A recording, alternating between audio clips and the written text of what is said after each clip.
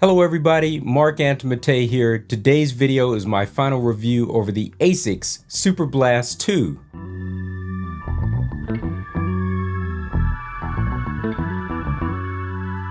The categories for today's discussion will cover the price, look, purpose of these shoes, feel, and fit. Firstly, I would like to say I bought these shoes with my own money, so there's no outside influence keeping me from giving you an impartial review. I've run a total of 80 kilometers or 50 miles in them, and I've even run in a downpour, making it the first time I've ever run in the rain. So I feel like I've done enough to give you the 411 on them. Living in Japan, I paid 24,200 Japanese yen for these shoes retail at the flagship store in Harajuku. The US price for my American brethren is $200. Now, while that price is high, compared to running shoes with carbon plates in them, which this doesn't have by the way, the price is only 2/3 of what those usually are, with this being a pretty standard price for what they are. These shoes have only been out a month now, and at the time of writing, are only offered in one color worldwide, the Paris colorway option. Someone asked me if ASICS will release another color soon. Usually, in the second half of a shoe's lifespan, ASICS releases new color options that help extend the shoe's lifespan on shelves. The back of the shoe has a 45mm stack that drops 8mm as it gets closer to the 37mm front of the shoe. These versatile shoes are recommended for everything from recovery runs to long runs to race day. They truly are all-rounders.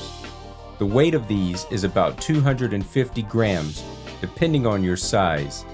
These feel cushioned yet firm, speedy, and fluid as they provide a rolling motion when you kick off with the toe. There's some small bounce there that gives you a little bit of energy return too. The upper is very breathable. The shoes feel very stable, giving you some security, and they help reduce the load on your legs on longer runs. Lastly, I managed to get caught running out in the middle of a downpour, and I ran directly into puddles. I experienced heavy rain at its finest. It was actually my first time running in the rain. The traction was extremely good in the rain, and I didn't slip up once. The bottom has FF Blast Plus Echo cushioning foam and ASICS grip traction, which provides more bounce and traction than the first SUPERBLAST. The midsole is FF Turbo Plus for a softer, more responsive ride. The strike pattern is good all around for those who do heel, midfoot, or forefoot landing. In short, this is just for me. These are the most comfortable running shoes I've ever worn.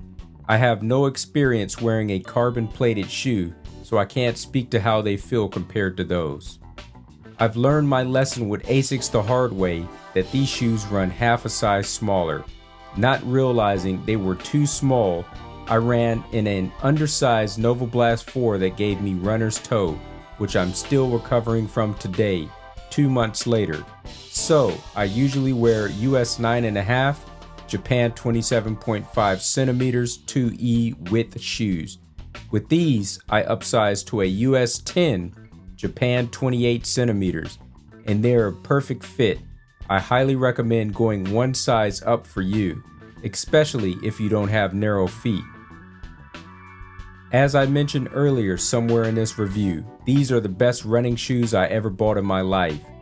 Balanced all around, but especially good for long runs all the way up to marathons. 100% buy them if you can find them. Alright ladies and gentlemen, that has been my review of the ASICS SUPERBLAST 2. If you found this review helpful, please give me a like to show your appreciation. It does help me with the algorithm and will recommend more videos like this to you in the future. If you'd like to support me further, consider sponsoring a video through my Patreon or PayPal so that I can continue to make videos like this for you. Please subscribe and stay tuned for more great content. Until next time, God bless.